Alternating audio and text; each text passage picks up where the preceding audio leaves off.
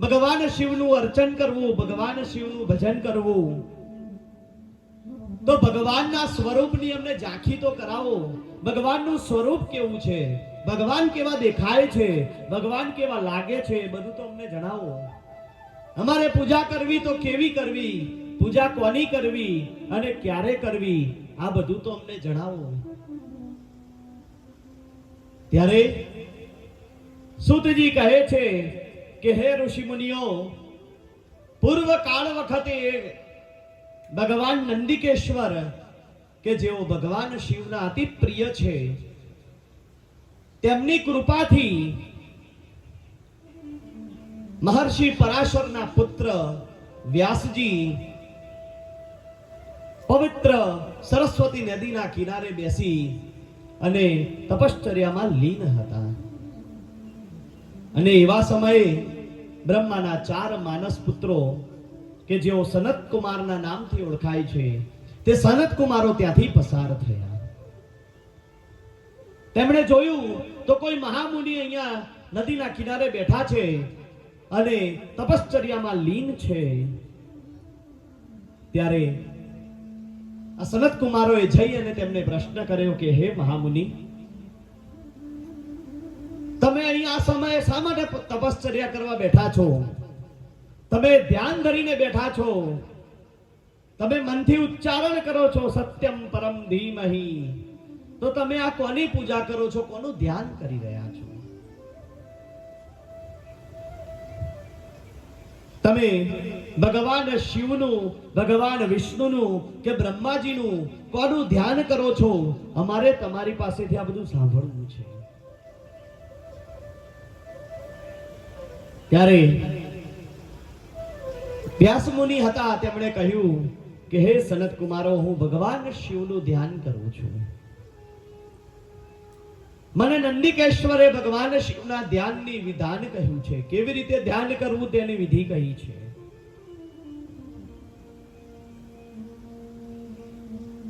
શૌનક મુનિ હતા, એ સૂતજીને પૂછે છે કે મનુષ્યને મુક્તિ મળે તો તમે અમને જણાવ્યું, પરંતુ એના સાધનો કેવા છે? ત્યારે સૂતજી પાછા કહે છે કે આ સાધન એ બીજું કઈ નહીં પરંતુ પરમ શિવ તત્વ છે. સૂતજી કહે છે કે મનુષ્યએ 3 પ્રકારે ભગવાનની સેવા કરવી. કેવી રીતે કરવી? તો કે સૌ પ્રથમ શ્રવણ કરવું, બીજું મનન કરવું અને ત્રીજા નંબરે ચિંતન કરવું, ભગવાનનું કીર્તન કરવું.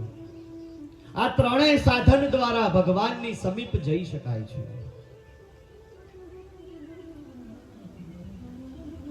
સૂતજી કહે છે કે જો મનુષ્ય આ 3 માંથી પણ કંઈ ન કરી શકે તો અંતે તેણે ભગવાનના શિવલિંગના દર્શન કરવા. ભગવાનની શિવલિંગ તમારી સમક્ષ બનાવી અથવા તો જ્યાં શિવાલય હોય ત્યાં જઈ અને ભગવાન શિવના દર્શન કરવાથી પણ મુક્તિની પ્રાપ્તિ થાય છે. ત્યારે શૌનકજી પૂછે છે કે આ શિવલિંગ કેવી રીતે પ્રગટ થયું? હે સૂત મુનિ, અમને આ શિવલિંગની પ્રગટ થવાની કથા વર્ણવો. ત્યારે સૂતજી કહે છે કે પૂર્વ કાળના સમયે એક વખતે ભગવાન વિષ્ણુ હતા, તે પોતાની શેષ શૈયામાં પોઢેલા હતા અને તે સમયે બ્રહ્માજીને પણ ખબર નહોતી કે આ ભગવાન વિષ્ણુ છે. અને તેવા સમયે બ્રહ્માજી વૈકુંઠ લોકમાં પ્રવેશ કર્યો. બ્રહ્માજી આવ્યા અને તેમણે જોયું તો અહીંયા કોઈ પુરુષ સૂતેલા છે. એટલે બ્રહ્માજીએ તેમને પ્રશ્ન કર્યો કે તમે કોણ છો? ત્યારે વિષ્ણુ ભગવાને તેમને કહ્યું કે હે મુને, પધારો, તમે મારા અતિથિ છો, મારા આતિથ્યનો સ્વીકાર કરો. એમ કહી અને બ્રહ્માજીને ત્યાં પાસે બોલાવ્યા છે. બંનેની વચ્ચે વાતચીત થવા લાગી, એકબીજાના પ્રશ્નો પૂછી રહ્યા છે. અને આ જ પ્રશ્નોની અંદર અચાનક જ એક સંઘર્ષ થવા લાગ્યો. અને સંઘર્ષ શું થવા લાગ્યો કે આપણા બેમાં મહાન કોણ છે? પ્રથમ પૂજાને અધિકારી કોણ છે? બંનેના વચ્ચે આવી ચર્ચા થવા લાગી. ભગવાન વિષ્ણુ કહે કે હું મહાન છું, બ્રહ્માજી કહે હું મહાન છું. અને આ વાત જે હતી તેણે ઉગ્ર સ્વરૂપ ધારણ કર્યું અને અંતે બંનેની વચ્ચે યુદ્ધ થવા માંડ્યું. ભગવાન શિવ એક બાજુથી શસ્ત્રોના પ્રહાર કરે, એક બાજુથી બ્રહ્માજી શસ્ત્રોના પ્રહાર કરવા લાગ્યા. આ બંનેનું યુદ્ધ ભયંકર થવા લાગ્યું. ધીમે ધીમે આ બંનેના યુદ્ધના કારણે પૃથ્વીનો નાશ થવા લાગ્યો. કારણ કે એમના જે અસ્ત્રો એકબીજાની સામે ટકરાતા તેનાથી મહાભયંકર પ્રલય થવાની શરૂઆત થઈ ગઈ. અને એ સમયે આ બંનેના યુદ્ધને શાંત પાડવા માટે એક બાજુ બ્રહ્માજી અને એક બાજુ વિષ્ણુ ભગવાન છે અને એમની વચ્ચે એક મોટો સ્તંભ આવીને ઊભો થઈ ગયો. આમ ઊંચું જોયું તો આ સ્તંભનો છેડો ક્યાંય દેખાતો નથી. નીચે જોયું તો નીચે પણ ત્યાં એનો અંત દેખાતો નથી. એટલે આ બંને વિષ્ણુ અને બ્રહ્માજીએ ભેગા થઈ અને એવું નક્કી કર્યું કે જે મનુષ્ય આપણા બેમાંથી જે કોઈ પણ આ સ્તંભનો જે છેડો છે શોધી આવે એને આપણે મહાન ગણવો. એટલે ભગવાન વિષ્ણુ હતા, એમણે તરત જ શુકર એટલે કે ભૂંડનું સ્વરૂપ ધારણ કર્યું અને તેઓ પાતાળ લોકમાં આનો છેડો શોધવા નીકળ્યા. અને બ્રહ્માજી હતા, તેમણે હંસનું સ્વરૂપ ધારણ કર્યું અને તેઓ ઉર્ધ્વગામી થયા. એટલે ઉપર ભગવાન આ જે સ્તંભ હતો તેનો છેડો શોધવા લાગ્યા. ભગવાન વિષ્ણુ નીચે પાતાળમાં જતા જાય પરંતુ ક્યાંય અંત મળતો નથી. બ્રહ્માજી પણ ઉપર જતા જાય પરંતુ એનો પણ અંત મળતો નથી. પણ જ્યારે બ્રહ્માજી ઉર્ધ્વગામી હતા, ઉપર જઈ રહ્યા હતા, એ વખતે ઉપરથી એક કેતકીનું એટલે કે કેવડાનું વૃક્ષ એક પાન પડતું નીચે જોયું. બ્રહ્માજીએ પાનને હાથમાં લીધું અને આ કેતકીના પાનને બ્રહ્માજીએ કહ્યું કે તમે ક્યાંથી આવો છો? તું ક્યાંથી નીચે પડી રહ્યું છે? ત્યારે આ કેતકીના પાને કહ્યું કે મને પણ ખબર નથી કે હું ક્યાંથી નીચે પડી રહ્યું છું. ત્યારે બ્રહ્માજી એવું કહ્યું કે મારા અને વિષ્ણુની વચ્ચે એક ભયંકર યુદ્ધ ચાલી ગયું છે અને અમારા બંનેમાં કોણ મહાન એની શોધ કરવા માટે અમે બંને આ સ્તંભનો છેડો શોધી રહ્યા છીએ. હે કેતકી, તું મારું એક કામ ન કરે? એટલે કે શું કામ કરું? તો કે તારે મારી સાક્ષી પુરાવાની છે. કે શું? તો કે તારે અહીંયા વિષ્ણુને જઈને ખાલી એટલું કહેવાનું છે કે મારી સાક્ષી આ બ્રહ્માજીએ આ જે સ્તંભ છે એનો ઉપરનો છેડો શોધી લીધો છે. કેતકીને પ્રલોભન આપ્યા કે જો તું આમ કરીશ તો તને બ્રહ્મલોકની પ્રાપ્તિ કરાવીશ. દરેક પુષ્પમાં તું સૌથી વધારે ચડિયાતું પુષ્પ કહેવાઈશ. કારણ કે જ્યારે એવું સાબિત થશે કે હું મહાન છું એટલે હું જે કહીશ એ જ પ્રમાણે આ સંસાર કરવા લાગશે. અને કેતકી અને બ્રહ્માજી પાછા નીચે આવ્યા. વિષ્ણુ ભગવાન જ્યારે પાછા આવ્યા ને ત્યારે બ્રહ્માજીએ કહ્યું કે તમને છેડો મળ્યો કે નહીં? એટલે વિષ્ણુ ભગવાને સત્ય વચન કહ્યું કે હું ઘણો ઊંડે સુધી ગયો પરંતુ મને આ છેડો મળ્યો નથી. ત્યારે વિષ્ણુ ભગવાને પ્રશ્ન કર્યો કે તમને છેડો મળ્યો કે નહીં? ત્યારે બ્રહ્માજીએ કહ્યું કે હા, મને તો ઉપરનો છેડો મળી ગયો. વિષ્ણુએ કહ્યું કે તમે કહો અને હું માની કેવી રીતે લઉં? ત્યારે બ્રહ્માજીએ કેતકીનું પુષ્પ આગળ ધર્યું અને કહ્યું કે આ કેતકી પુષ્પ એની સાબિતી છે. હું આનો જે ઉપરનો છેડો છે તેના ઉપર પડેલા કેતકી પુષ્પને લઈ અને આવ્યો છું. કેવડાના પુષ્પએ પણ કહ્યું કે હા, વાત સાચી છે. હું આ સ્તંભના ઉપરના છેડા પર બેઠેલો હતો અને ત્યાંથી મને આ લઈને આવ્યા છે. અને ત્યાં તો આ જે સ્તંભ હતો એ સ્તંભમાંથી ભગવાન શિવ પ્રગટ થયા. બોલો શ્રી પીપળેશ્વર મહાદેવ કી જય. ભગવાન શિવ પ્રગટ થયા અને ભગવાન શિવે કહ્યું કે હું સ્વયં આ સ્તંભ રૂપી અહીંયા ઉપસ્થિત થયો હતો, જેનાથી તમારા બંનેનું યુદ્ધ શાંત થાય. પરંતુ આજના દિવસે ભગવાન વિષ્ણુએ સત્ય બોલ્યા છે, માટે હું આજીવન આ વિષ્ણુની પૂજા કરીશ અને આ વિષ્ણુ એ આજથી મારા ઈષ્ટદેવ બનશે. માટે ભગવાન શંકર છે ને, એમના ઈષ્ટદેવ એ ભગવાન વિષ્ણુ છે. અને વિષ્ણુએ પણ કહ્યું કે પ્રભુ, તમારા સ્તંભ રૂપી આકારનો અમે કોઈ તાગ ન મેળવી શક્યા, અમારા કરતા પણ તમે મહાન છો, માટે મારા ઈષ્ટ તરીકે હું તમને સ્વીકાર કરું છું. માટે ભગવાન વિષ્ણુના ઈષ્ટ કોણ છે? ભગવાન શિવ છે. એટલે આપણે દરેક આરતી ગઈએ ને, એમાં છેલ્લે આવે છે હરિ હરાની આરતી. એમાં હરિ છે વિષ્ણુ અને હર એટલે મહાદેવજી. હંમેશા કોઈ પણ જો મહાદેવજીની આરતી કરીએ આપણે, તો એમાં આરતી બંનેની થાય છે. આપણે એમ સમજીએ કે ખાલી ભગવાન શંકરની આરતી કરીએ છીએ, એવું નથી. કેવડો વહાલો કેશવને શિવને ધંતુરો, એમાં કેશવની પણ વાત છે ને શિવની પણ વાત છે. એટલા માટે દરેક આરતીમાં ભગવાન શિવ અને ભગવાન વિષ્ણુની આરતી સમન્વય સાથે થાય છે. ભગવાન શિવ છે એ જ્યારે પણ ધ્યાન મુદ્રામાં જાય ત્યારે કોની પૂજા કરે છે, કોનું ધ્યાન કરે છે? તો ભગવાન વિષ્ણુનું ધ્યાન કરે છે. અને જ્યારે વિષ્ણુ ધ્યાન અવસ્થામાં જાય ત્યારે ભગવાન શિવનું ધ્યાન કરે છે. એટલે બંનેને એકબીજાના અન્ય કયા છે. અને શાસ્ત્ર અને પુરાણો, શ્રીમદ ભાગવત તમે વાંચો કે શિવ પુરાણ વાંચો, એમાં એક વાતની પુષ્ટિ કરવામાં આવી છે કે ક્યારે પણ ભગવાન વિષ્ણુ અને ભગવાન શિવને અલગ ના સમજવા. બંને એકબીજાના અન્ય પૂરક છે. માટે જ જેટલા પણ વિષ્ણુના અવતાર થયા ને, એટલા જ વખતે ભગવાન શિવે પણ અવતાર લીધા છે. જ્યારે વિષ્ણુને તકલીફ પડી ત્યારે તેમણે શિવને યાદ કર્યા છે, અને જ્યારે શિવને તકલીફ પડી ત્યારે તેમણે વિષ્ણુને યાદ કર્યા છે. એટલે ભગવાન શિવે કહ્યું કે વિષ્ણુ સાચું બોલ્યા, માટે હું તેમને મારા ઈષ્ટ તરીકે સ્વીકાર કરું છું.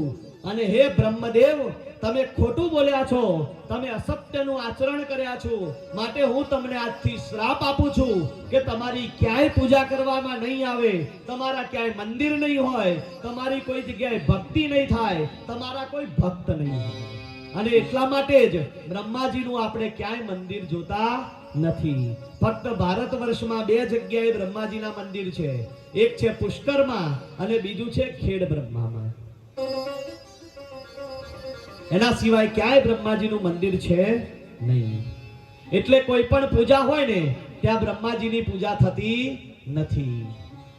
અને આજે કેવડાનું પુષ્પ હતું, એ કેવડાનું પુષ્પ પણ જુઠ્ઠું બોલ્યું. એટલે ભગવાન શિવે કહ્યું કે હે પુષ્પ, તું મને અતિ પ્રિય હતું.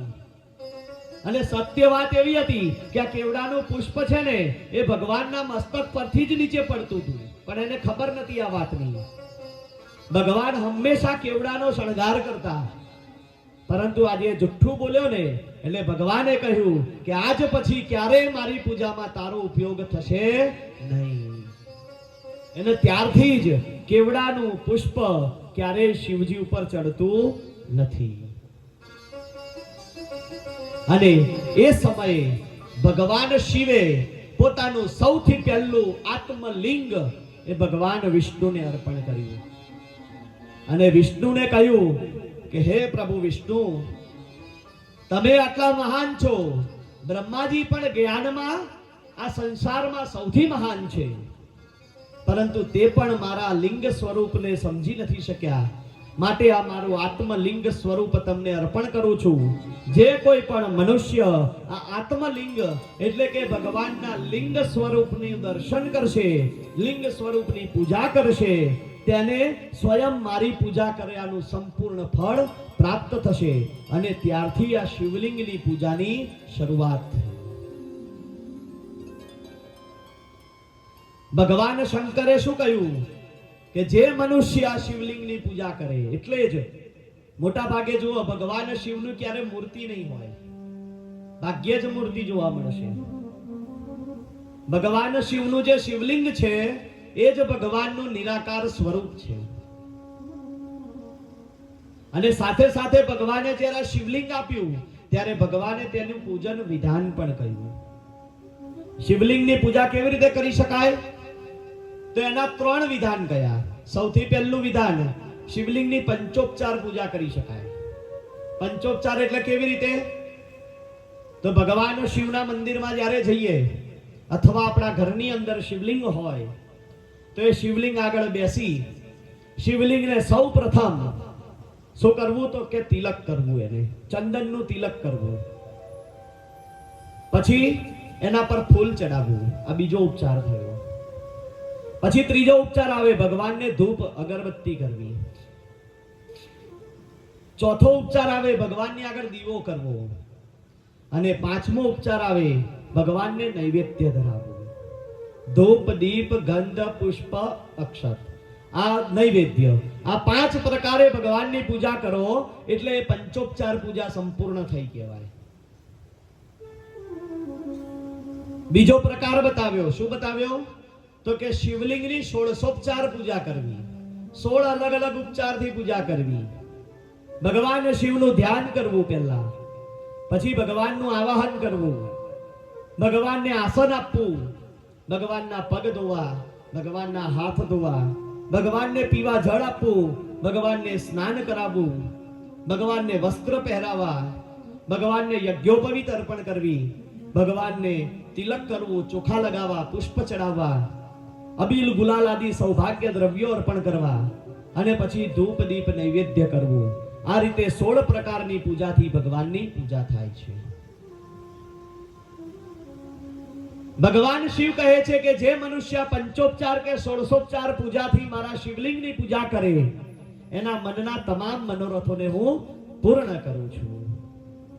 અને જ્યારે ભગવાન શિવનું આ આત્મલિંગ વિષ્ણુ ભગવાનની હાથમાં આવ્યું ને ત્યારે ભગવાન વિષ્ણુએ સૌથી પહેલા સ્તોત્રની રચના કરી, જેને આપણે સૌ લિંગાષ્ટક સ્તોત્રથી જાણીએ છીએ.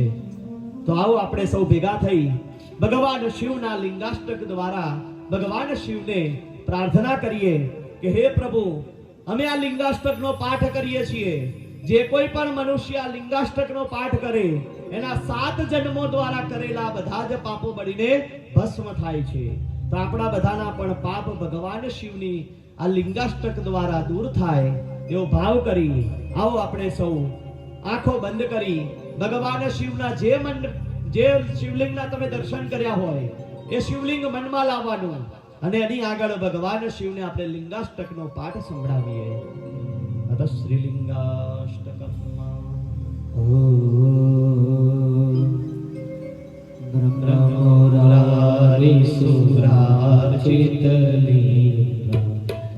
निर्मल भाषित शोभित जन्म जदोप विनाशनलिंग तत्प्रणमामि सदा शिवलिंगम्.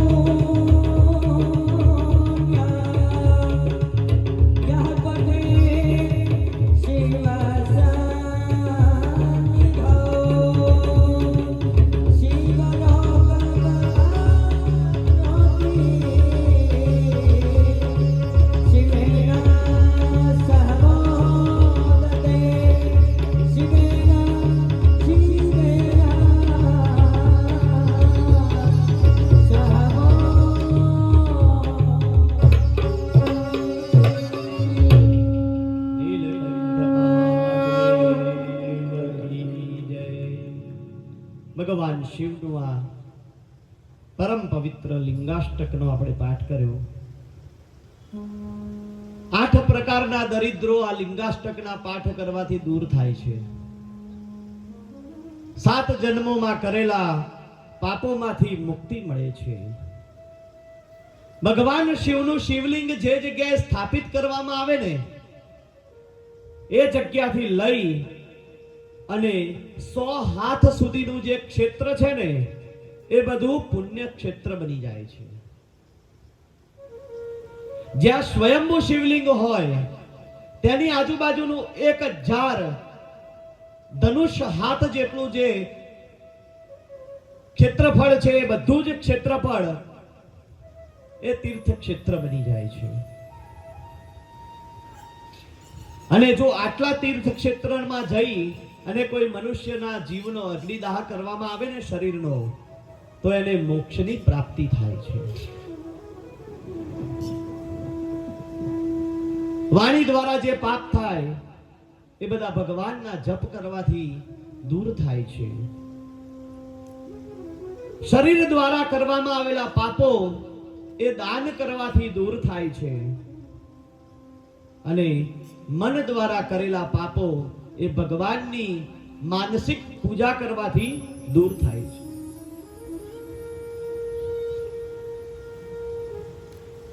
મનુષ્યએ જો કોઈ પાપ કર્મ કર્યું હોય અને એને જો બળે નહીં, પાપ કર્મને ભસ્મ કરવામાં ન આવે તો એટલું યાદ રાખજો કે મનુષ્યએ એ પાપ 2 રીતે ભોગવવા પડે. પહેલો એક ભાગ છે એ બીજ રૂપે ભોગવવા પડે. એટલે આપણે બીજ રૂપે આ પૃથ્વી પર અવતરણ લઈએ અને આપણા કરેલા પાપોને આપણે ભોગવીએ છીએ. અને બીજા નંબરના પાપ એ કેવી રીતે ભોગવવા પડે તો કે ભોગ રૂપે ભોગવવા પડે. અને આ ભોગ એટલે શું કે કોઈ મનુષ્ય બીમારીમાં સપડાય, અસાધ્ય બીમારી થાય અને એ બીમારી જે ભોગવવાની થાય ને એ બધી આપણા કરેલા પાપોનું આપણને પરિણામ મળ્યું છે. શિવ પુરાણમાં કુલ 7 પ્રકારના બ્રાહ્મણોની વ્યાખ્યા કરવામાં આવી છે. સૌથી પહેલો બ્રાહ્મણ જેને કહેવાય સદાચારી બ્રાહ્મણ, કે જે હંમેશા સદાચારનું આચરણ કરતો હોય તેને સદાચારી બ્રાહ્મણ કહેવાય. વેદ ભણેલો બ્રાહ્મણ હોય એને વેદાચારી બ્રાહ્મણ કહેવાય. કોઈ રાજાની સેવા કરતો હોય એટલે પહેલાના જમાનામાં જે રાજગોર બ્રાહ્મણો હતા, જે રાજાના ગોર કહેવાતા, એ બધાને ક્ષત્રિય બ્રાહ્મણોની ઉપાધિ આપવામાં આવે છે. કોઈ બ્રાહ્મણ વ્યાપાર કરતો હોય તો એને વૈશ્ય બ્રાહ્મણ કહેવાય છે. કોઈ બ્રાહ્મણ ખેતી કરતો હોય તો એને શૂદ્ર બ્રાહ્મણ કહેવામાં આવે છે. કોઈ વ્યક્તિની ઈર્ષા કરે કોઈ બ્રાહ્મણ તો એને ચાંડાળ બ્રાહ્મણ કહેવામાં આવે છે. અને જે બ્રાહ્મણ આ પૃથ્વી પર પ્રજાનું પાલન કરતો હોય એને રાજા બ્રાહ્મણની ઉપાધિ આપવામાં આવે છે.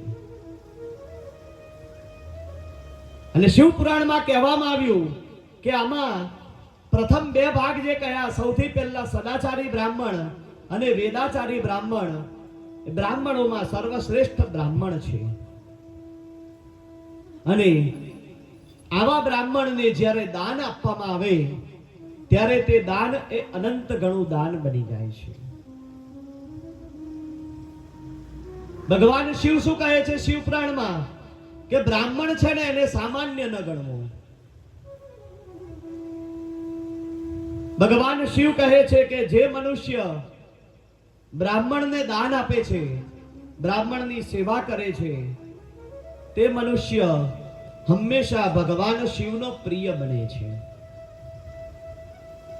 ભગવાન શિવ એના મનના મનોરથોને પૂર્ણ કરે છે. કોઈ દરિદ્ર બ્રાહ્મણ હોય અને કોઈ મનુષ્ય એને દાન આપે તો એ જે દાન કરે ને એનું પુણ્ય એ 10 વર્ષ સુધી ભોગવી શકે છે.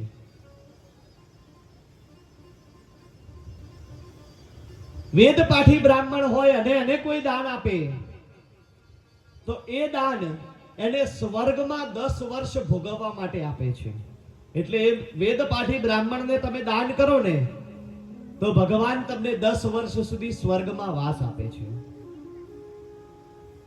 કોઈ વિષ્ણુ ભક્ત બ્રાહ્મણ હોય, જે ભગવાન વિષ્ણુનો ભક્ત હોય અને એને જો દાન આપવામાં આવે તો ભગવાન વિષ્ણુ એને વૈકુંઠમાં આજીવન વાસ કરાવે છે, એટલે એને મોક્ષની પ્રાપ્તિ કરાવે છે. અને શિવ ભક્ત બ્રાહ્મણ હોય અને એને જો દાન આપવામાં આવે તો ભગવાન શિવ તેને કૈલાસમાં વાસ આપે છે.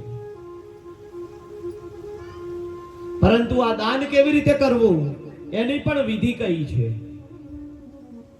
સૌ પ્રથમ સવારમાં બ્રહ્મ મુહૂર્તમાં ઉઠી અને સ્નાન કરવું. શિવપુરાણમાં 7 પ્રકારના સ્નાન કયા છે.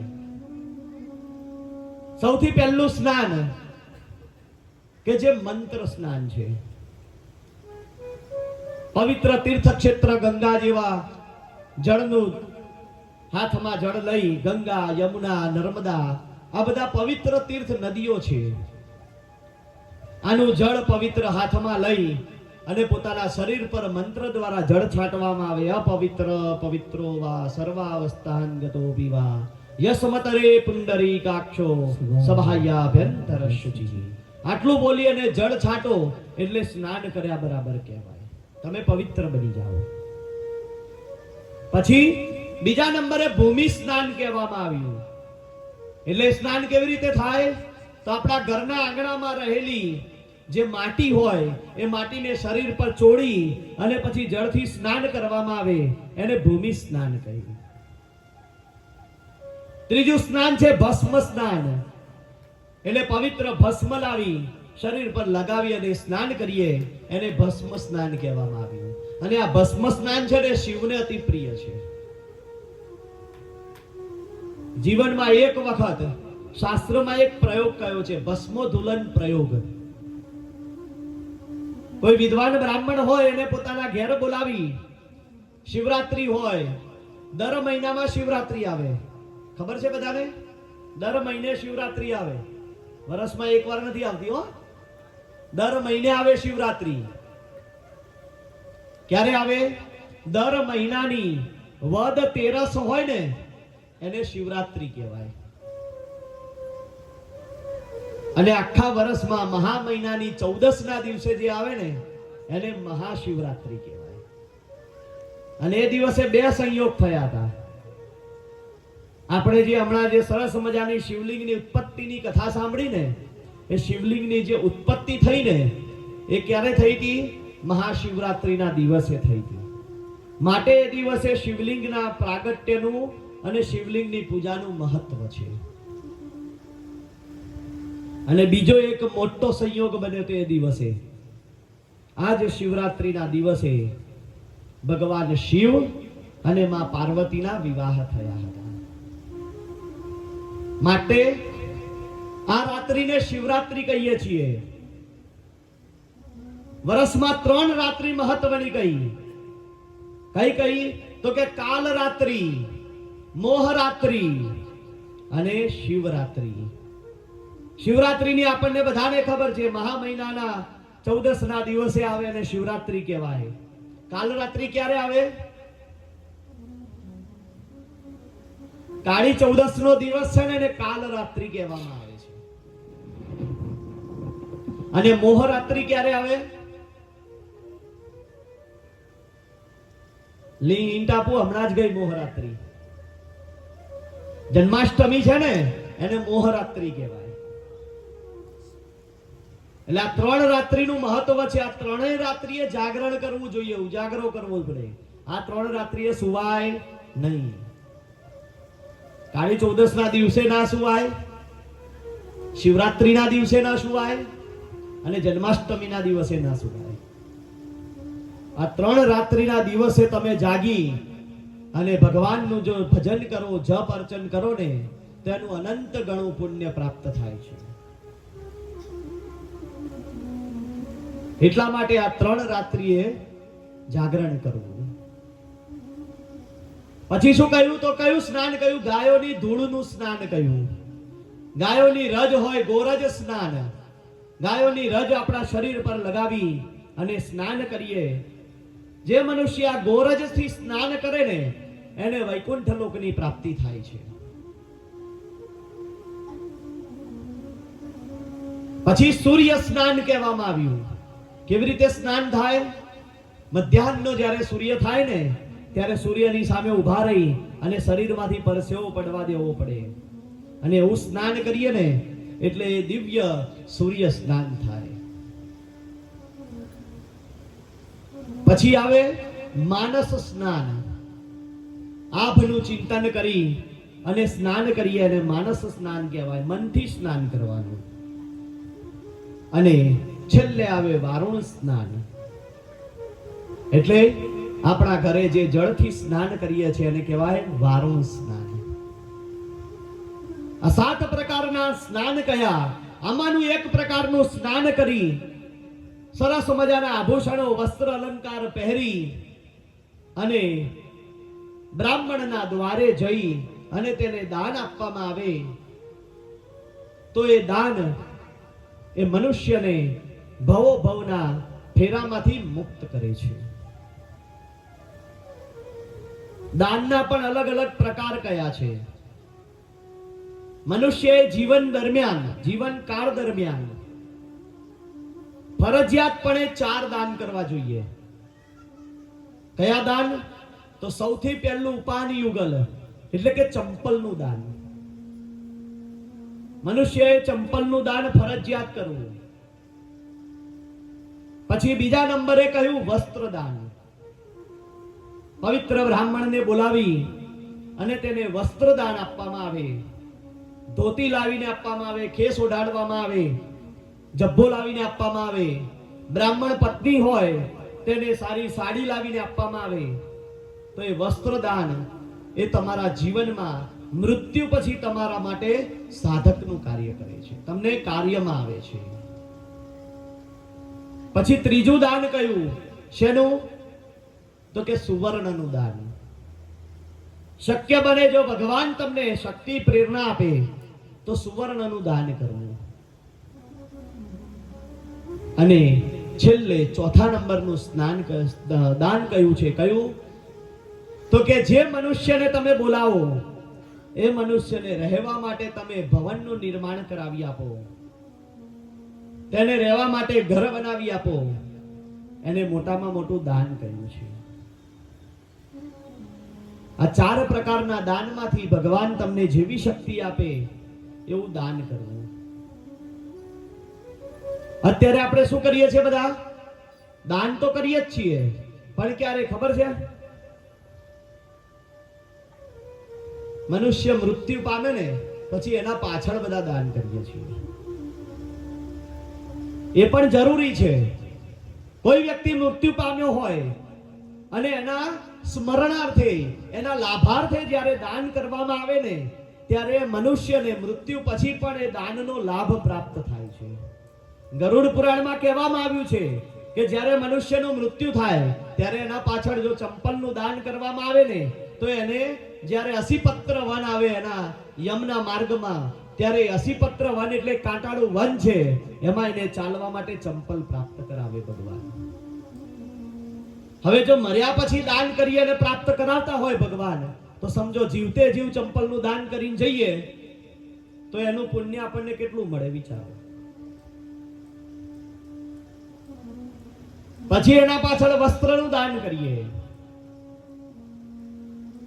મૃત્યુ પામેલા મનુષ્યની પાછળ આપણે સુવર્ણ, રજત, તામ્ર બધાનું દાન કરતા હોઈએ છીએ. પરંતુ આ બધા જ દાન જો જીવતે જીવ કરીને જઈએ તો એનું અક્ષય ફળ આપણને પ્રાપ્ત થાય છે. કદાચ આપણા મર્યા પછી આ દાન ન થાય ને તો પણ આ બધી વસ્તુઓ આપણને પ્રાપ્ત થાય. અને અત્યારે જમાનો એવો આવ્યો છે કે આ જમાનામાં આપણા પાછળની પેઢી પ્રત્યે આપણે જો એવી આશા રાખીએ કે આપણા પાછળ આ બધી પેઢી કોઈ આપણા દાન કરશે તો એ બધું હવે ભૂલી જવાનું. અમે બધા કર્મકાંડી બ્રાહ્મણો છીએ, કર્મકાંડ કરીએ છીએ. ઘણી વખત અમે કર્મમાં આવી રીતે ક્યાંક ગયા હોઈએ ત્યારે આ બધી ઘણી બધી વસ્તુ અમે જોતા હોઈએ છીએ. ખબર પડી જાય કે કળિયુગનો પ્રવાહ હવે ધીમે ધીમે લોકોના મસ્તક ઉપર છવાઈ રહ્યો છે. ઘણી જગ્યાએ બ્રાહ્મણ દેવતા કોઈ જગ્યાએ પૂજા કરાવવા જાય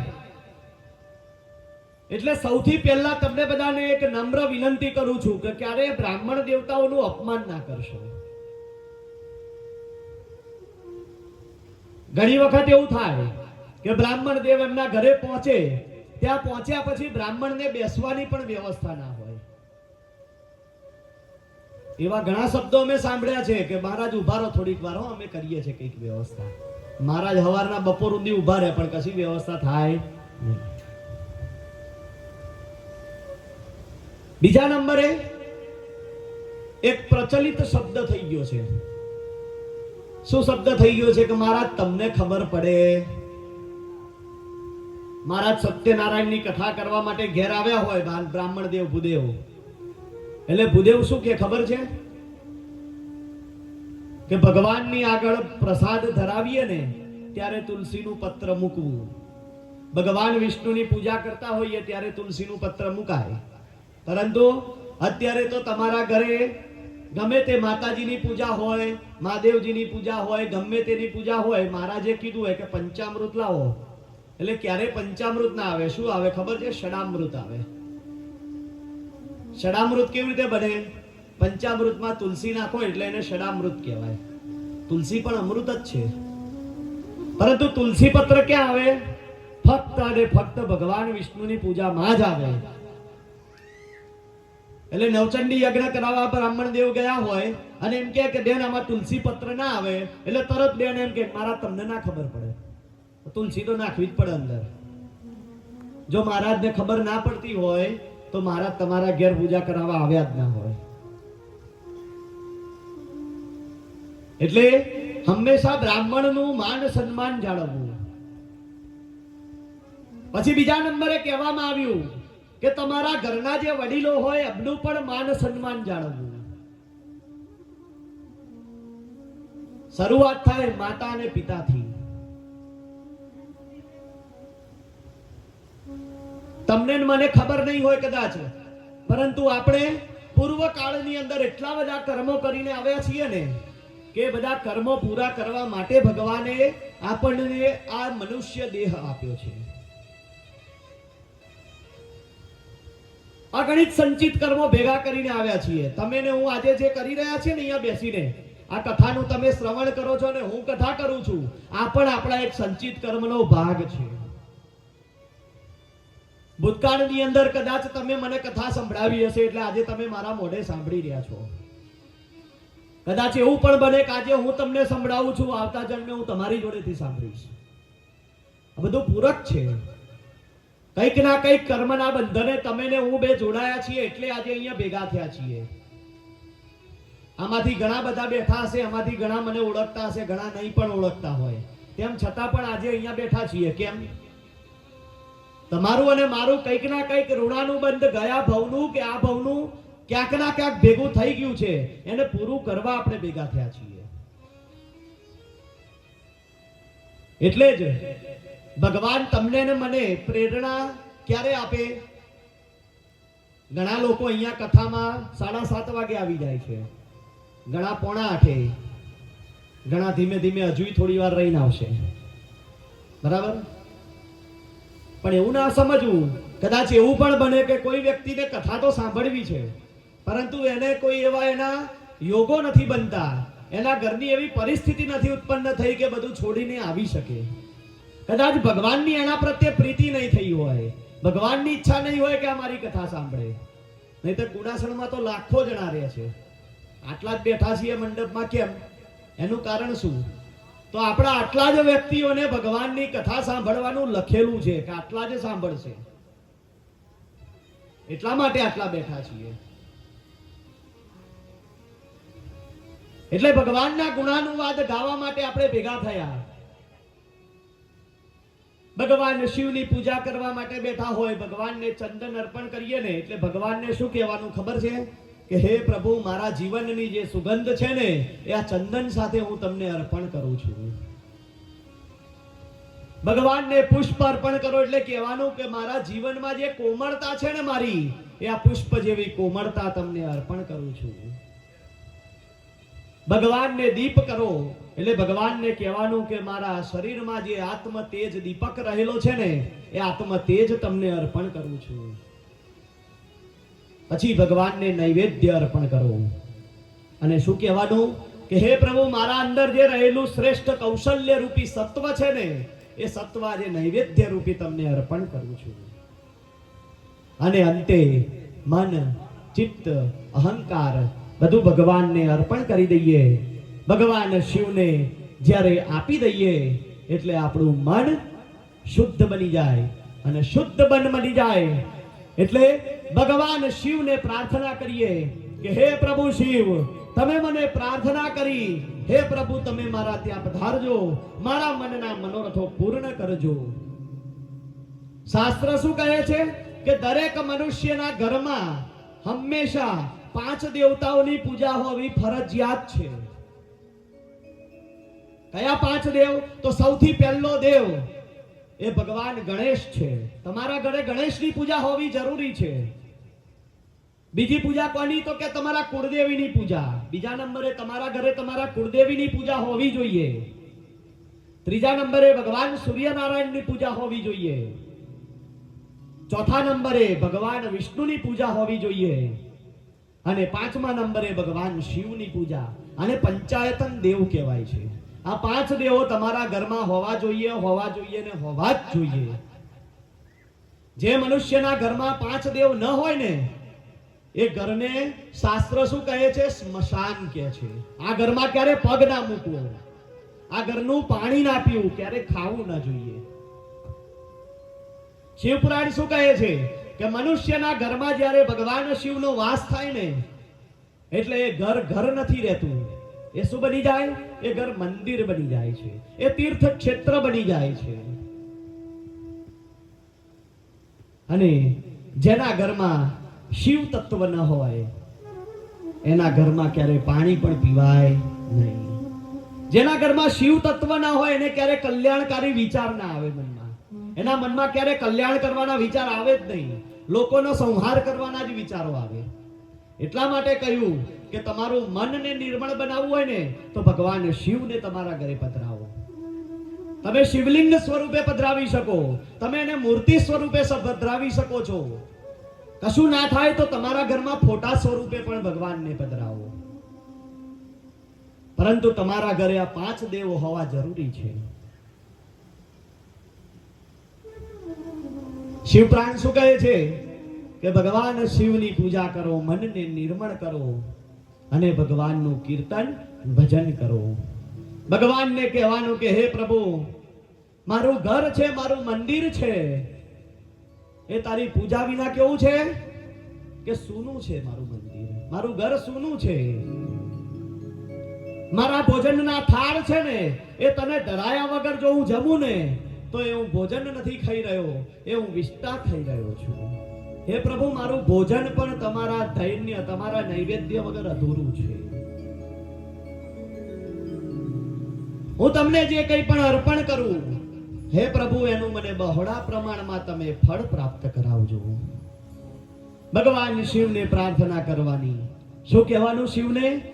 મંદિરિયો સોનો રે ભોળા તારા ભજન વિના, મંદિરિયો સોનો રે ભોળા તારા ભજન વિના, અંતરિયો સે રે ભોળા તારા ભજન વિના, અંતરિયો સોનો રે ભોળા તારા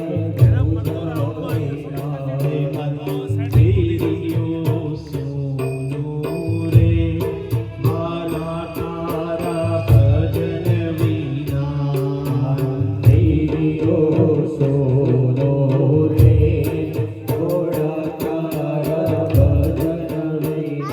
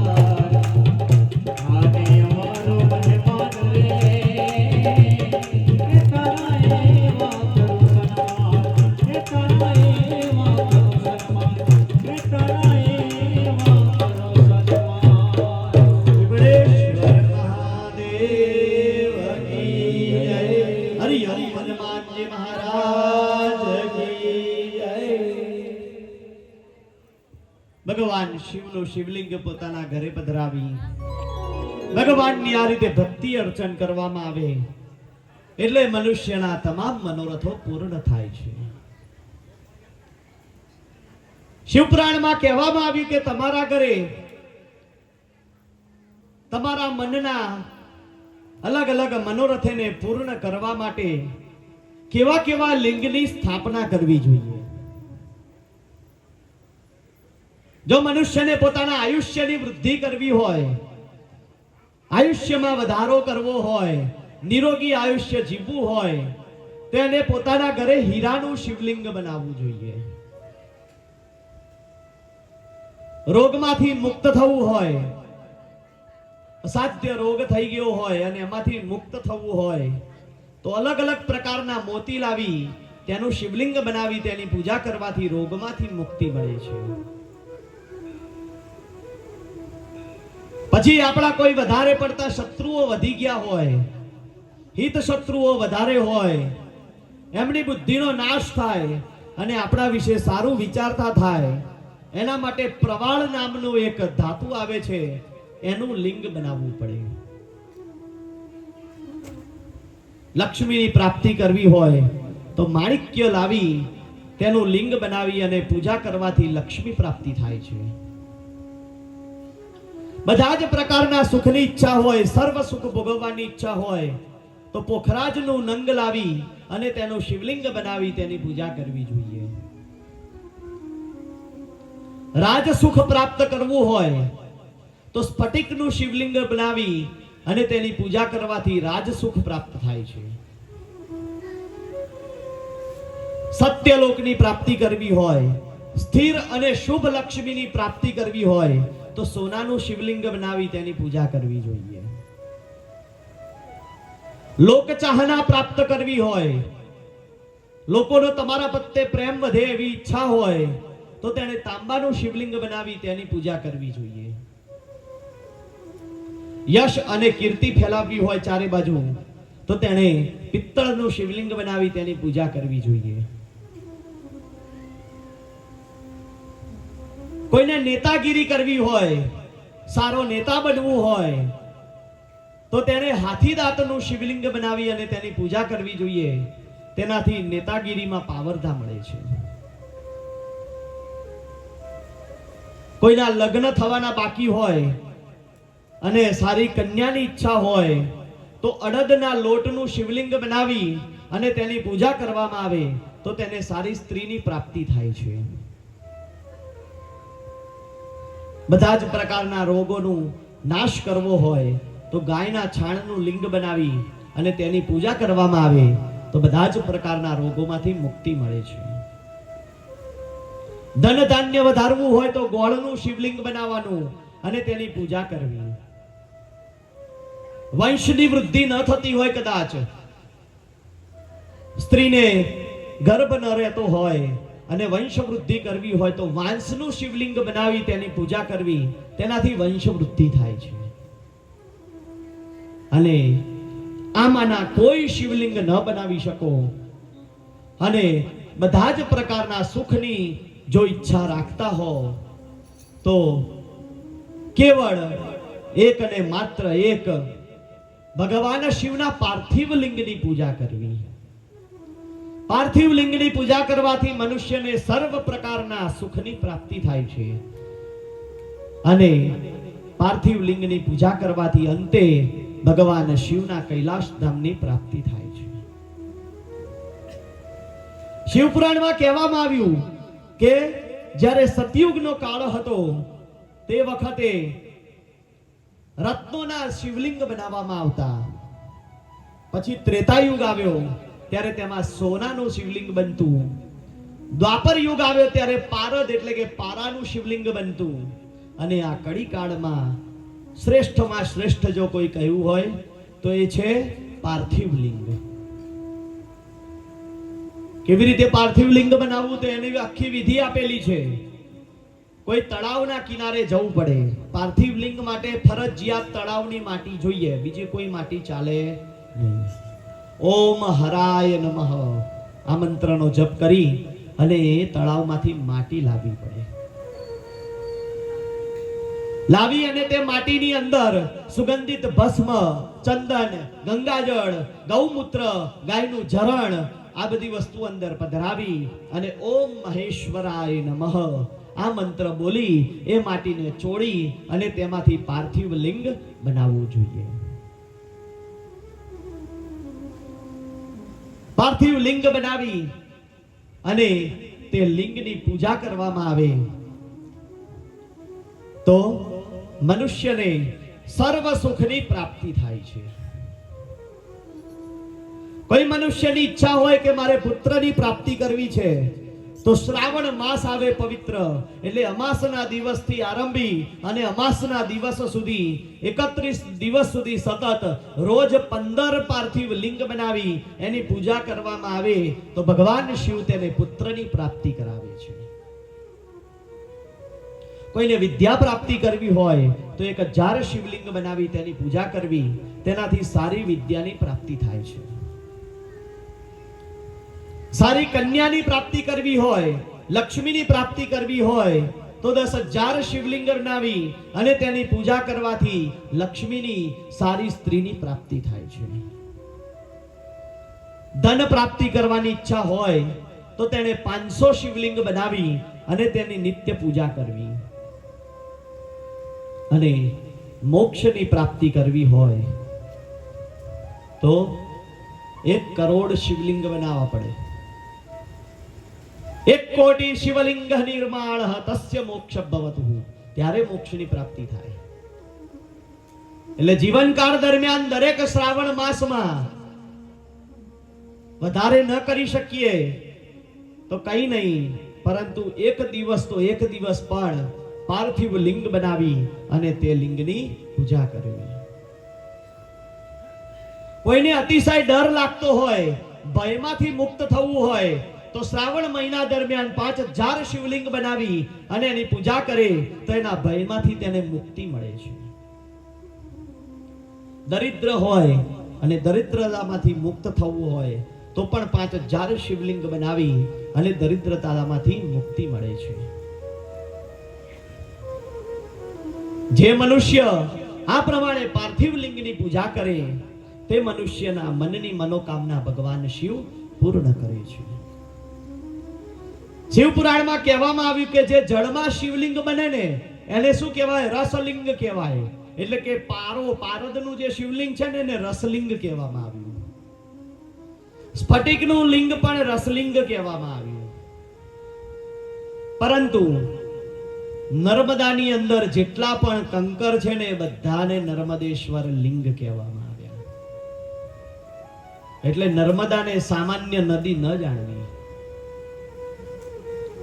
નર્મદામાં જ્યારે સ્નાન કરવા જાઓ ને એટલે એક વસ્તુનું ધ્યાન રાખવાનું કે એની અંદર આપણા પગમાં જેટલા પણ પથ્થરા આવે છે ને એ બધા જ પથ્થર એ સામાન્ય પથ્થર નહીં, પરંતુ સ્વયં શિવલિંગ છે. એટલે નર્મદામાં જ્યારે સ્નાન કરવા જાવ ને એટલે પહેલા નર્મદા મૈયાની બહાર ઉભા રહી અને બીજું પાણી લઈ એનાથી સ્નાન કરી શરીરને સ્વચ્છ કરી અને પછી ભગવાનની ક્ષમા યાચના કરવી કે હે પ્રભુ, હું મારા મનના મનોરથ પૂર્ણ કરવા, હું મારા કરેલા બધા જ પાપોને ધોવા માટે તમારા પર મારા ચરણનો સ્પર્શ કરી રહ્યો છું. હે પ્રભુ, મને ક્ષમા કરજો એમ ક્ષમા માગી અને પછી નર્મદાજીમાં પ્રવેશ કરવો જોઈએ. અને આ શિવ છે ને એ તો ભોળો ભગવાન છે.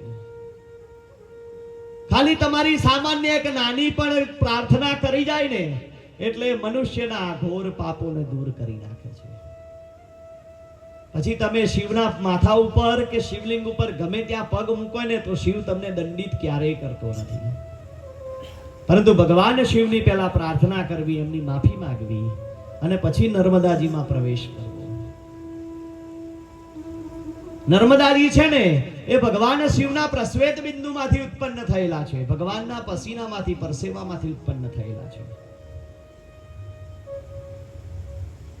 એટલે આ નર્મદાજીને સામાન્ય નદી ન ગણતા પવિત્રમાં પવિત્ર એ નર્મદા નદી છે. ગંગા કરતા પણ જો વધારે કોઈ પવિત્ર નદી હોય ને તો એ નર્મદાજી છે. ગંગા દશહરા આવે ને એટલે નર્મદાજીની અંદર ગંગાજી પણ પોતાના બધા ભેગા કરેલા પાપોને ધોવા માટે આવે છે. અને ગંગાજી નદીમાં જેટલા પણ લોકો ગંગા દશેરાના દિવસે ગયા હોય ને એમને આ વસ્તુનો અનુભવ થયો હશે કે જ્યારે ગંગાજીનું સવારે નર્મદાજીનું નિર્મળ જળ વહેતું હોય ને એમાં એક આખો અલગ પટ્ટો તરી આવે અને બીજું કોઈ નહીં, એ સ્વયં ગંગાજી આવે છે. તો આજે જે નદી, જે નર્મદા મૈયા, ગંગા મૈયાના પાપ દૂર કરતી હોય તો એ નર્મદા કેટલી પવિત્ર કહેવાય. આપણા બધાના સદભાગ્ય કો, સદ નસીબ કો કે જે કોઈ આપણા ઘરે જેવો નળ ચાલુ કરો ને એવા નર્મદાજી આવે છે. એટલે હંમેશા પાણીનો ક્યારે વ્યય ન કરવો, કારણ કે આ નર્મદાનું જળ છે. આ જળને જ્યાં ત્યાં ફેંકાય નહીં, આનો ગમે તેમ ઉપયોગ કરાય નહીં.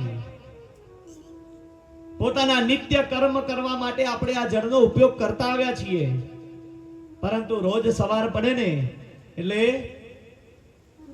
માં નર્મદાને પ્રાર્થના કરવાની કે હે માં નર્મદા, તારા જળથી અમે સ્નાન કરીએ છીએ, અમારા શરીરને, અમારા મનને તું નિર્મળ અને સ્વચ્છ પવિત્ર કરજે. આમ કહી અને નર્મદા જળથી સ્નાન કરવું. તો ગંગાજીમાં સ્નાન કરવા જવાની જરૂર નથી, પરંતુ એક કહેવત છે. શું કહેવત છે? મન ચંગા તો કથરોટ મેં. એટલે આ બધી વસ્તુ છે ને છેલ્લે બધું ફરી ફરીને ક્યાં આવે? મન ઉપર આવે. આ બધું જ મનથી પ્રાપ્ત થાય. ભગવાન શિવની કૃપા પણ મનથી પ્રાપ્ત થાય. તમારું મન જો પૂજામાં ન હોય અને તમે જો પૂજા કરો તો એ પૂજાનું કઈ જ ફળ મળતું નથી. તન મંદિરમાં ને જીવ જુત્તામાં.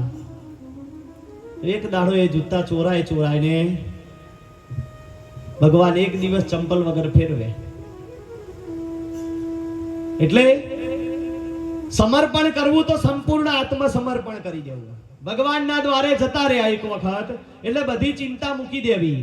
ભગવાનના મંદિરની બહાર બધો ભાથું છે ને બધું મૂકીને જવું. કારણ કે આ ભગવાન છે ને એના જેવો આ દુનિયામાં કોઈ દેવ નથી. ભગવાન શિવ જેવો કોઈ દેવ નથી.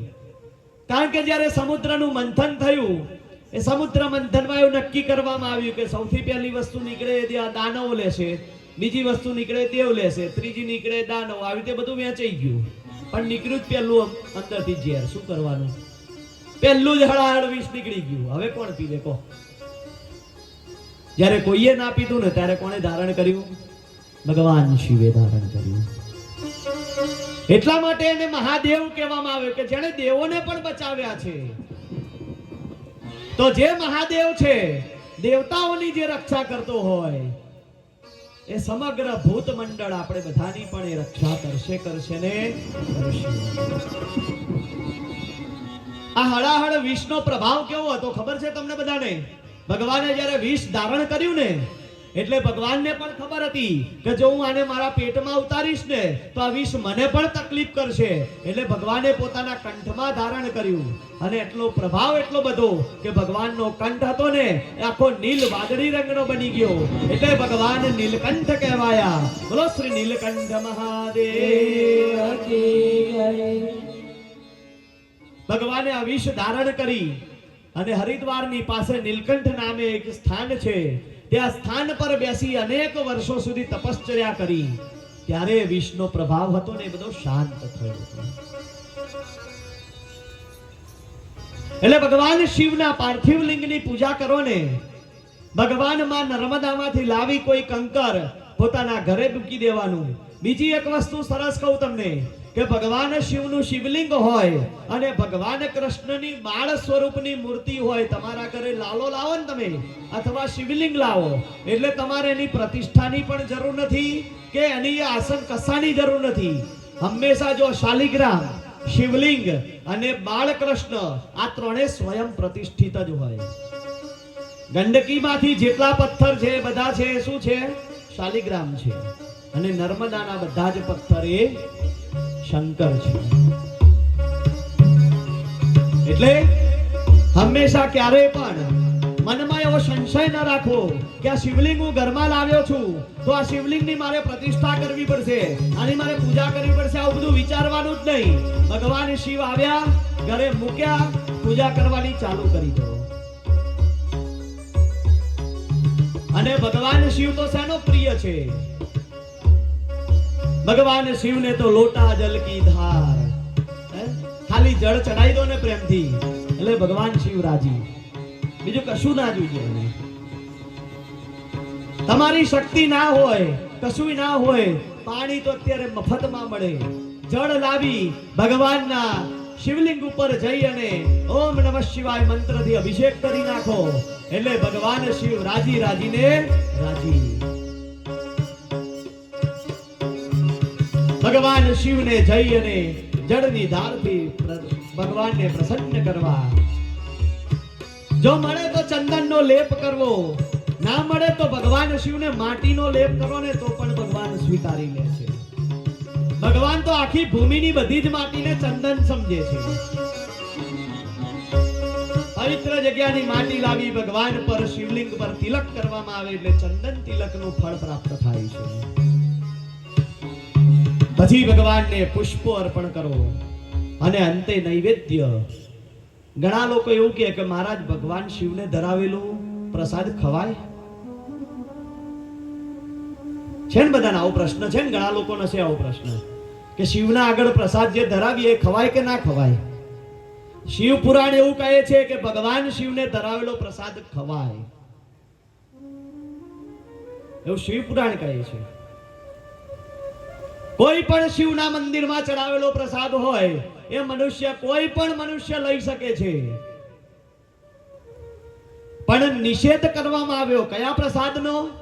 જે પ્રસાદ પર ચંડનો અધિકાર સ્થાપિત થઈ જાય, જે વસ્તુ પર ચંડનો અધિકાર સ્થાપિત થઈ જાય એ વસ્તુ આપણાથી લેવાય નહીં. અને ચંડનો અધિકાર ક્યારે સ્થાપિત થાય?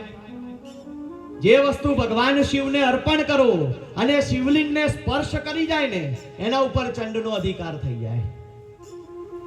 ઘણા લોકોને ટેવ હોય છે કે ભગવાન શિવની પૂજા કરવા જાય ને એટલે ગળામાં પહેરેલી બધી માળાઓ કાઢીને ભગવાન ઉપર મૂકી દે. ભગવાનનો અભિષેક થઈ જાય એટલે ધોઈને પાછી પહેરી લે. એકવાર શિવલિંગ ઉપર ચડાવી દીધી ને માળા, પછી એ પાછી લેવાય? એ ચંડનો અધિકાર થઈ જાય. એટલે ક્યારે ભગવાન શિવના ઉપર ગળામાંથી કાઢીને માળા મૂકી દેવી નહીં. તમારે પૂજા કરવી હોય તો કરી શકાય, એ માળા ઉપર અભિષેક કરવો હોય તો કરાય. કેવી રીતે? ભગવાન શિવ ઉપર જળ ચડાવો ને એને એક પાત્રમાં ભેગું કરો અને ચડાવેલા જળથી એ માળા ઉપર અભિષેક કરો. ભગવાનના શિવલિંગને જે વસ્તુનો સ્પર્શ થાય એના પર ચંડનો અધિકાર થાય અને એ વસ્તુ ક્યારેય લેવાય નહીં. પરંતુ દ્વાદશ જ્યોતિર્લિંગ જે છે એ જ્યોતિર્લિંગમાં ચંડનો પણ અધિકાર છે નહીં. એટલે જ્યોતિર્લિંગ ઉપર ચડેલી વસ્તુ તમે ગ્રહણ કરી શકો છો. એટલે આપણા જે 12 જ્યોતિર્લિંગ છે એ 12 જ્યોતિર્લિંગ અને બીજા નંબરે જે સ્વયંભૂ પ્રગટ શિવલિંગ છે એ શિવલિંગ પર ચડેલી વસ્તુ પણ તમે લઈ શકો છો. એટલે ભગવાન શિવનું નૈવેદ્ય પણ હંમેશા પ્રસાદ લેવાની એક પદ્ધતિ છે. પ્રસાદ ગમે તેમ ના લેવાય.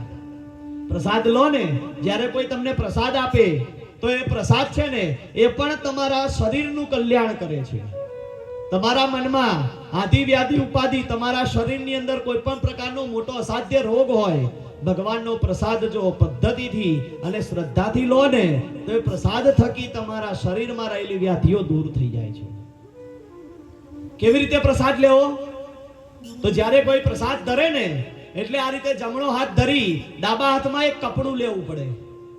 કોઈ કપડું આ રીતે લઈ અને આ રીતે હાથ નીચે રખાય અને આમાં પ્રસાદ લઈ અને પ્રસાદ ખાવાનો. એ પ્રસાદ જમીન ઉપર પડવો જોઈએ નહીં. અને હાથ છે ને કપડાથી તરત લૂસી નાખવાનો.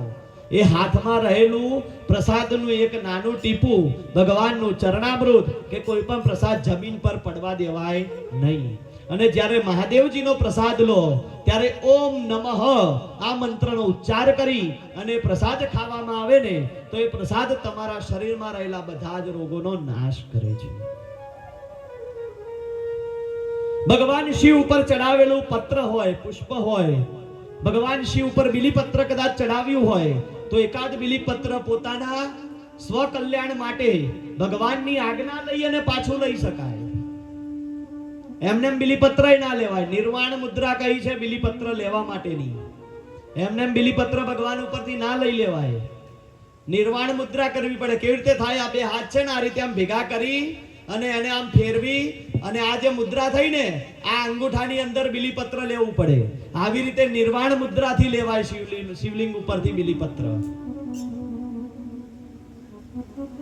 પણ જો ના લઈ શકો આવી રીતે તો ખાલી ભગવાનની આજ્ઞા લઈને પણ લઈ શકાય. ભગવાનને કહેવાનું કે પ્રભુ આ તમને જ સમર્પિત છે, પરંતુ હું મારા સ્વકલ્યાણ માટે, મારા શરીરના, મારા મનના, મારા કલ્યાણ માટે હું તમારું આ નમન એક લઈ રહ્યો છું. એમ કરી અને તમે ભગવાનનું નમન લઈ શકો છો. અને દરેક વસ્તુનો ક્યારે અતિરેક ન કરવો. કોઈ વસ્તુનો અતિરેક થાય ને એટલે નાશ તરફ લઈ જાય. અતિ ગર્વેણ વૈસિતા, અતિ રૂપેણ વૈસિતા, અતિ ગર્વેણ રાવણ, અતિર્દાનાત બલિર્બદ્ધો, અતિ સર્વત્ર વર્જે. શું કહ્યું? કે સીતા મૈયાની અંદર અતિશય રૂપ હતું ને એટલે જ એમનું હરણ થયું. બલિરાજા હતો, અતિર્દાનાત બલિર્બદ્ધો. બલિરાજાને પોતાના દાનનું અભિમાન હતું કે મારા જેવું આ દુનિયામાં કોઈ દાન કરી જ ના શકે, એટલે એને બંધનમાં મુકાવવું પડ્યું. ભગવાને વામન સ્વરૂપે બધું લઈ લીધું.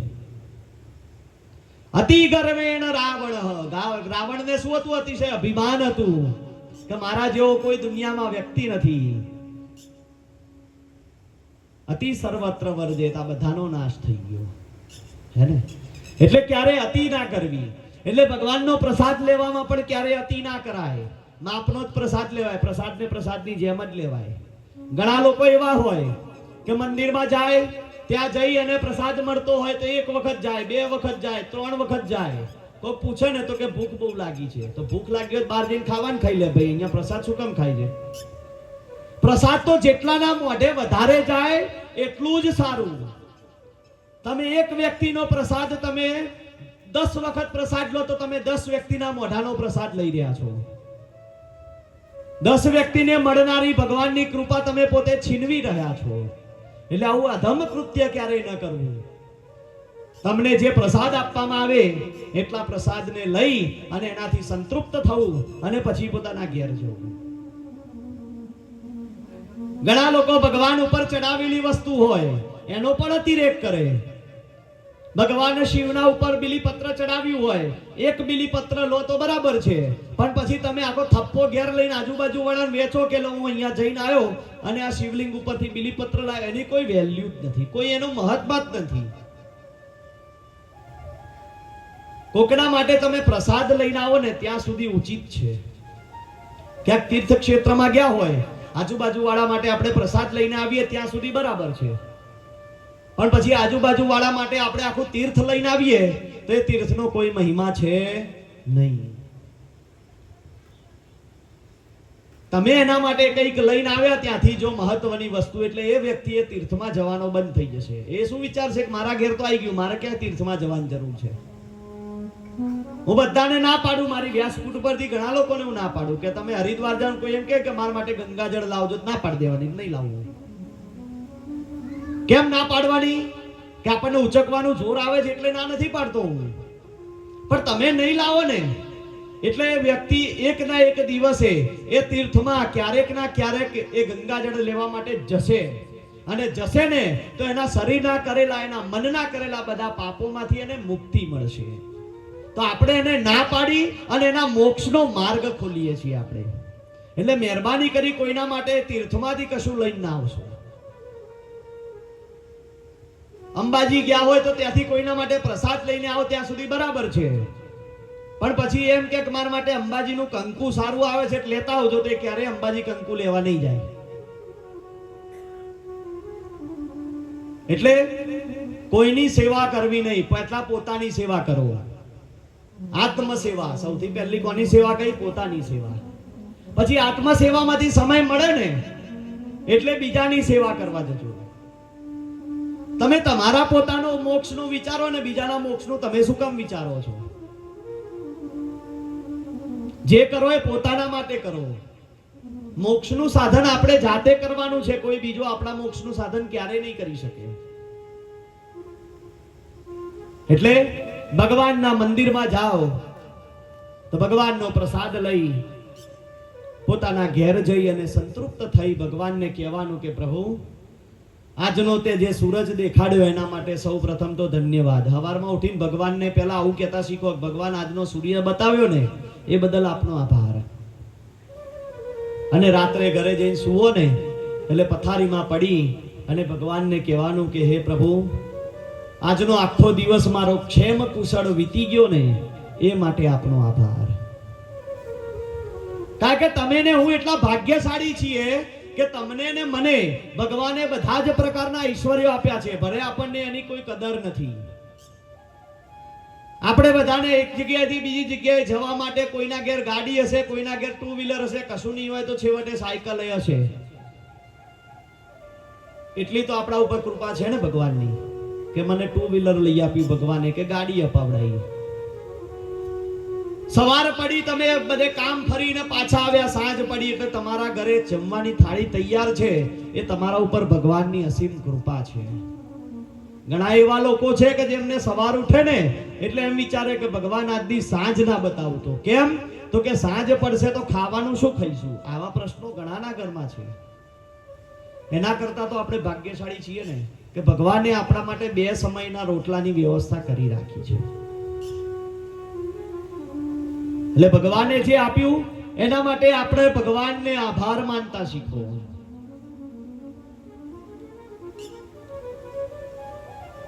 એટલે કહેવામાં આવ્યું કે ભગવાનના ઘરેથી જઈ ભગવાનના મંદિરેથી તમે પત્ર પુષ્પ બધું એક નિમિત્ત માત્રામાં લઈને આવો અને તે બધાનો સ્વીકાર કરી અને પોતાના ઘરનું અને પોતાના આત્માનું કલ્યાણ કરો. શિવપુરાણમાં કહેવામાં આવ્યું કે ભગવાન શિવની પૂજા જે કોઈ પણ મનુષ્ય કરે, ભગવાનનો ખાલી પ્રસાદ પણ જો કોઈ લે ને તો એ પ્રસાદ થકી પણ એના દિવસ દરમિયાન કરેલા પાપોમાંથી ભગવાન એને મુક્ત કરે છે. તમે અહીંયા શિવ કથા પૂરી થાય અને અહીંયા જે પ્રસાદ વેચાય છે પ્રસાદ લઈને ઘરે જાઓ, એ પ્રસાદનું ભક્ષણ કરો ને એટલે આજે સવારથી કરેલા સાંજ સુધીના બધા જ પાપો એ પ્રસાદના ભક્ષણની સાથે બધા બળીને ભસ્મ થઈ જાય. એક બીજો એક નિયમ યાદ રાખજો વાલા મિત્રો કે પ્રસાદને ક્યારે રાત ના બતાવવી. તમે પ્રસાદ લઈને આવો ને એટલે એને રાત ના રખાય એટલું યાદ રાખજો. ભલે ગમે એટલો સારો પ્રસાદ હોય, આજે સવારે લીધેલો પ્રસાદ સાંજ સુધી સંધ્યાકાળ આવે ને ત્યાં સુધી પૂરો કરી દેવો જોઈએ. એટલે હંમેશા પ્રસાદ છે ને એને ક્યારે રાત્રે રાખવો નહીં ઘરમાં. બીજા નંબરે કોઈ તીર્થમાં જાઓ તો તીર્થમાં ઘણા લોકોને આમ અંબાજીનો મોહનથાળ ભાવતો હોય એટલે ઘેર લઈને આવે, આટલો બધો 5-10 પડીકા લઈને આવે કે રોજ ખાવા થશે, પણ એવી રીતે ના લવાય. એને પ્રસાદ એવી રીતે ન ખવાય. એટલે પ્રસાદને ક્યારે રાત ન રાખવો. આ બધા શિવપુરાણમાં આ બધા મહિમા આપેલા છે. ભગવાન શિવની પૂજા કેવી રીતે કરવી એની આ બધી વિધિ આપેલી છે. અને અંતે વિદ્વેશ્વર સંહિતાની અંદર એવું કહેવામાં આવ્યું કે જે કોઈ પણ મનુષ્ય ભગવાન શિવના પાર્થિવેશ્વર શિવલિંગની પૂજા કરે તો એ મનુષ્યના બધા જ મનના મનોરથો એ ભગવાન શિવની પૂજાથી પૂર્ણ થાય છે. ભગવાન શિવની આ પ્રથમ વિદ્વેશ્વર સંહિતાના લિંગ પ્રાગટ્ય અને શિવલિંગના મહિમા અને પ્રસાદના ભગવાનના નૈવેદ્યના મહિમાની સાથે આજના આ શિવ મહાપુરાણ કથાના દ્વિતીય દિવસને આપણે વિરામ કરીએ. ભગવાન હનુમાનજી હરિઓમ હનુમાનજી દાદાના મંદિરના લાભાર્થે આપણે જે આ શિવ મહાપુરાણની કથા સાંભળી રહ્યા છીએ, ગઈકાલનો પ્રથમ દિવસ, આજનો બીજો દિવસ, 2 દિવસ આપણે સરસ રીતે પૂર્ણ કર્યા.